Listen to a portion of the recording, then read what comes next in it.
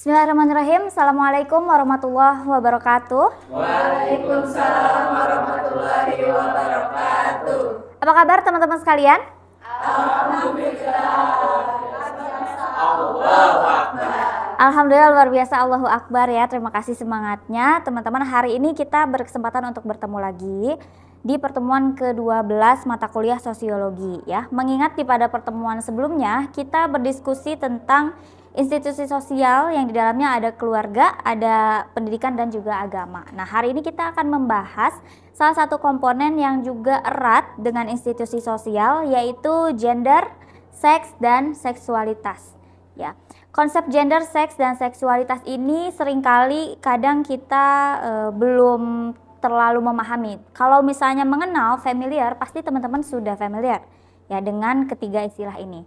Tapi kita bedah bersama apa saja sih bedanya dari konsep gender, seks, dan seksualitas, dan bagaimana ketiga konsep ini berperan dan berfungsi dalam kehidupan sosial masyarakat dalam perspektif sosiologi. Oke. Baik teman-teman, kita absensinya dulu sebentar ya. Muhammad Ihkam, Hadir.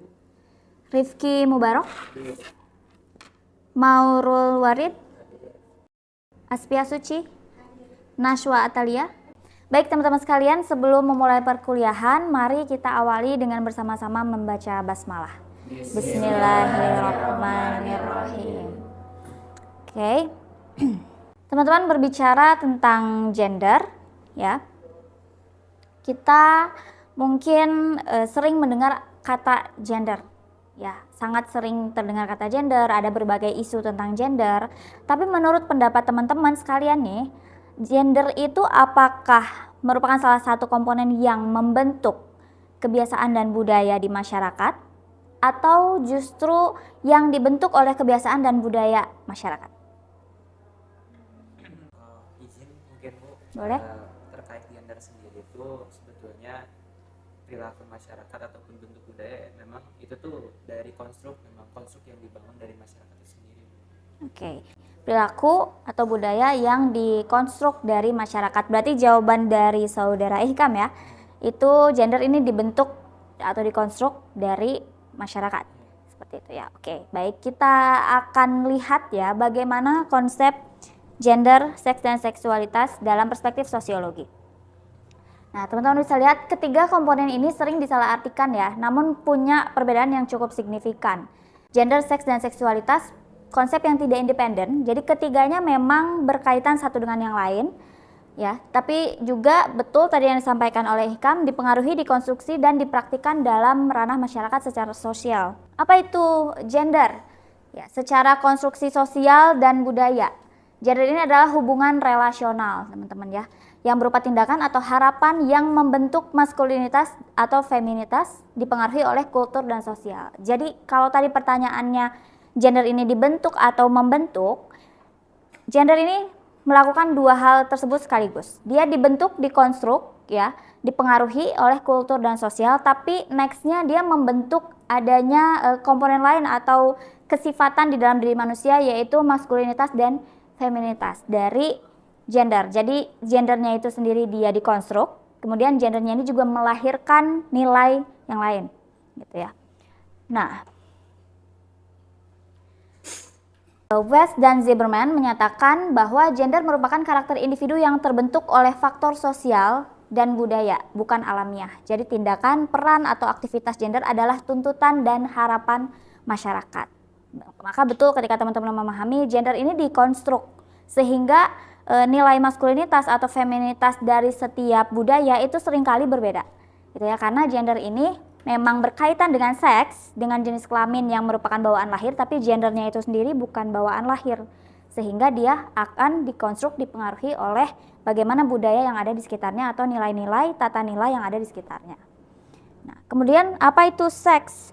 Seks ini yang paling mudah dipahami sebenarnya ya, yaitu jenis kelamin kodrati yang melekat pada diri sebagai pemberian Tuhan ya, dan dia berkaitan dengan aspek genetik dan fisik biologis ya, berkaitan dengan sistem reproduksi dan lain sebagainya, itu di seks ya. Kemudian bagaimana dengan seksualitas? Seksualitas yaitu lebih pada orientasi dan tindakan. Nah, orientasi seks ini bisa beragam, ada heteroseksual, homoseksual, biseksual dan lainnya. Nah, seksualitas adalah konsepsi yang menggabungkan kedua aspek tadi, kemudian dipengaruhi faktor sosial juga, budaya dan tata nilai. Jadi berbagai bentuk seksualitas yang tadi itu adalah gabungan dari alamiahnya, seks alamiahnya manusia, ya, laki-laki dan perempuan beserta dengan alat reproduksi dan hormon-hormon yang ada di dalamnya. Kemudian juga dipengaruhi oleh faktor sosial, budaya dan tata nilai yang mengkonstruk gendernya. Lalu kemudian lahirlah seksualitas yang lebih kita pahami sebagai orientasi dan tindakan seksual. Gitu. Nah, tapi teman-teman di sini identitas gender dan perubahan sosial juga seringkali berbenturan gitu ya. Salah satu contohnya kita lihat, ini baru kemarin-kemarin ya, viral pria memakai kebaya ikut kirab satu suro, ya, Puro Mangkunegaran bantah beri izin.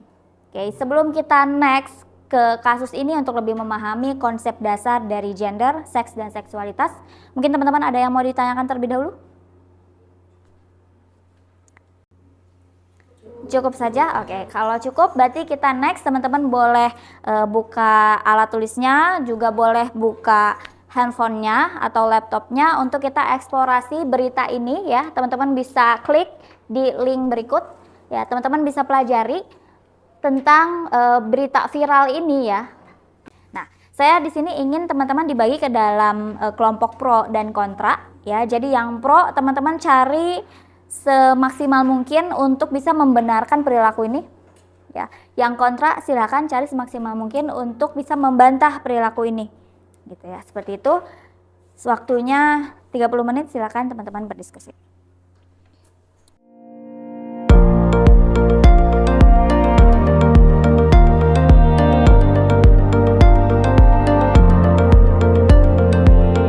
Oke, baik teman-teman, waktu diskusinya sudah selesai ya. Teman-teman sudah punya bahannya masing-masing, sudah menemukan ya sisi pro dan kontranya? Sudah. Oke, baik, sekarang saya minta perwakilan mungkin dari tim pro dan tim kontra untuk menyampaikan pendapat hasil diskusi kelompoknya. Berarti kita mulai dari tim mana dulu? Pro dulu apa kontra dulu? Pro. Tim pro dulu, boleh. Silakan tim pro menyampaikan hasil diskusinya. Ya, silakan. Baik, selamat pagi. Assalamualaikum warahmatullahi wabarakatuh. Waalaikumsalam warahmatullahi wabarakatuh. Sebelumnya, halo teman-teman semuanya. Perkenalkan, saya Muhammad Hikam dari kelompok dari tim pro. Saya ingin memberikan tanggapan terkait berita yang mungkin objek kajian diskusi hari ini. Ada 3 hal yang saya garis bawahi teman-teman semuanya. Pertama, ini dalam bicara soal gender ini disebutnya itu eksplorasi genderless fashion gitu kan. Ini tuh berhubungan dengan dunia modern hari ini, karena bicara soal gender ini seringkali pakaian itu disekat gitu kan, bukan hanya soal biologisnya, namun gender juga disekat gitu kan, melebur hari ini menjadi sebuah fashion. Dan kita pun amini bahwa kebaya itu sebagai bentuk apresiasi seni, betul nggak teman-teman? Betul. Tanpa dibatasi oleh gender biologis. Di sini juga mau perempuan mau cowok gitu kan pakai kebaya tentunya. Itu. Kedua itu adalah ruang inklusivitas di ruang publik. Di sini kan dalam fotonya saja kan ini di ruang publik gitu kan, bahwa itu menunjukkan bahwa pihak masyarakat itu sendiri mendukung bahwa budaya atau masyarakat itu menggunakan kebaya itu sendiri gitu kan, dan itu menjadi bentuk ekspresi identitas melalui pakaian yang dianggap sebagai hak daripada individu gitu kan. Ketiga, terakhir adalah pemicu diskusi budaya sehat. Ya, viralnya kasus ini dinilai ada sisi positifnya teman-teman. Pertama, memancing kembali diskusi publik mengenai batasan antara pelestarian pakem institusional dengan perkembangan ekspresi budaya di era modern. Mungkin itu teman-teman 3 hal yang memang dari tim pro tekankan. Mungkin dicukupkan sekian. Wassalamualaikum warahmatullahi wabarakatuh. Waalaikumsalam warahmatullahi wabarakatuh. Oke, baik ya, terima kasih kepada tim pro. Oke, sekarang waktunya menyanggah mungkin dari tim kontra. Silakan perwakilannya, boleh. Perkenalkan, nama saya Ikrimah Mulia Zanda. Di sini saya akan sedikit membantah mengenai pelanggaran pakem dan konteks sakral. Jadi di kirab satu suro ini bukanlah ajang untuk karnaval atau peragaan busana modern, tetapi untuk melaksanakan ritual keagamaan dan budaya yang sakral. Jadi dalam tradisi Jawa itu, busana kirap memiliki filosofi yang mendalam dan aturan yang tegas, seperti untuk pria itu menggunakan beskap, untuk wanita itu menggunakan kebaya. Nah, adapun tadi mengubahnya dinilai merusak nilai luhur ritual tersebut. Jadi ada bantahan resmi dari Puro Mangkunegaran menunjukkan bahwa tindakan tersebut tidak berizin. Jadi institusi adat memiliki hak penuh untuk mengatur siapa saja yang boleh masuk ke dalam barisan kirap demi menjaga kekhusyuan dan marwah istana. Untuk selanjutnya yang disorientasi budaya itu mengenakan pakaian yang tidak sesuai pakem gender dalam ritual adat dianggap sebagai bentuk distorsi budaya, bukan pelestarian. Jadi hal ini dikhawatirkan dapat menguburkan pemahaman generasi muda tentang esensi pakaian adat yang sebenarnya. Mungkin itu sanggahan dari saya selaku perwakilan dari tim kontrak. Terima kasih. Oke, terima kasih. Boleh tepuk tangan untuk teman-teman sekalian. Ya, baik ya. Kita sudah lihat dari dua sudut pandang mengenai satu kasus yang disajikan ini ya. Jadi sebenarnya berpakaian itu berkaitan dengan gender atau tidak? Berkaitan dengan gender atau tidak? Berkaitan. Ya. Dalam beberapa hal tadi dari tim pro kontra, misalnya tim pro, pakaian ini adalah sebuah ekspresi dan ekspresi ini bentuknya abstrak ya. Jadi kadang tidak selalu berkaitan dengan gender gitu ya. Tapi dalam kasus ini ya dari tim kontra, ini adalah momen sakral. Ya, di momen sakral ini tentunya ada ketentuan-ketentuan yang harus diikuti oleh orang-orang yang mau mengikutinya, yang mau hadir. Sehingga pria yang memakai kebaya ini dianggap jadinya distorsi budaya dibandingkan melestarikan budaya. Nah, ini bukan berarti pakaiannya yang bias gender, tapi ini memang acaranya punya ketentuan sendiri dan punya nilai sakral yang harus dijaga. Makanya di sini Puro Mangkunegaran membantah bahwa beliau memberi izin ya. Seperti itu. Oke, baik. Nah, teman-teman, jadi gender dalam tradisi dan kultur ini dipahami sebagai fenomena yang dikonstruksi oleh tradisi dan kultur yang melembaga. Ini juga merupakan warisan nyata ya dari nenek moyang dan berupa kultur yang membentuk gender gitu ya. Di sini dalam penelitian menegaskan gender bukan hanya perilaku tetapi juga penuh makna budaya. Ya, juga sifat maskulin dan feminin sebagai produk budaya yang bukan universal gitu ya. Artinya masih dipengaruhi oleh budaya itu sendiri.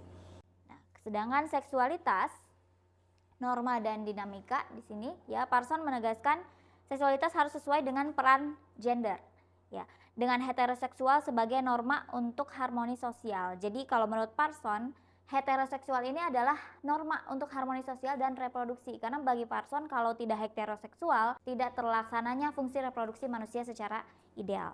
Oke, jadi kesimpulannya teman-teman, hari ini kita belajar tentang konsep dasar gender, seks dan seksualitas ya, di mana gender merupakan konstruksi sosial budaya, warisan tradisi yang bersifat parsial tadi ya, tidak universal. Kemudian seks, jenis kelamin bawaan, kodrati, ciptaan Tuhan, dan universal kalau seks gitu ya. Sampai hari ini seks yang ditemukan baru 2 ya, tidak ada lebih. Adapun yang kelainan yang punya dua-duanya pun at the end tetap harus ditentukan, pilih salah satu yang mana agar sesuai dengan fungsinya dalam seksualitas ya, yaitu dalam tindakan seks beragam bentuk, ada hetero, homo, biseksual dan berkaitan dengan dimensi sosial normatif. Tapi menurut Parson, heteroseksual di sini dianggap sebagai orientasi yang menjaga stabilitas sosial. Oke, seperti itu teman-teman mungkin yang dapat saya sampaikan ya diskusi kita hari ini. Demikian pembelajaran hari ini, akan kita lanjutkan tentunya pada kesempatan berikutnya, yaitu di pertemuan ke-13 dan akan membahas tentang globalisasi dan dampaknya terhadap masyarakat. Oke, baik teman-teman, sekian yang bisa saya sampaikan. Kita tutup diskusi hari ini dengan bersama-sama membaca hamdalah. Alhamdulillahirrabbilalamin. Oke, baik teman-teman, terima kasih atas perhatiannya. Sampai jumpa di pertemuan selanjutnya. Wa'alafu minkum, wallahu muwaffiq ila aqwamit thoriq. Wassalamualaikum warahmatullahi wabarakatuh. Waalaikumsalam warahmatullahi wabarakatuh. Ya. Terima kasih.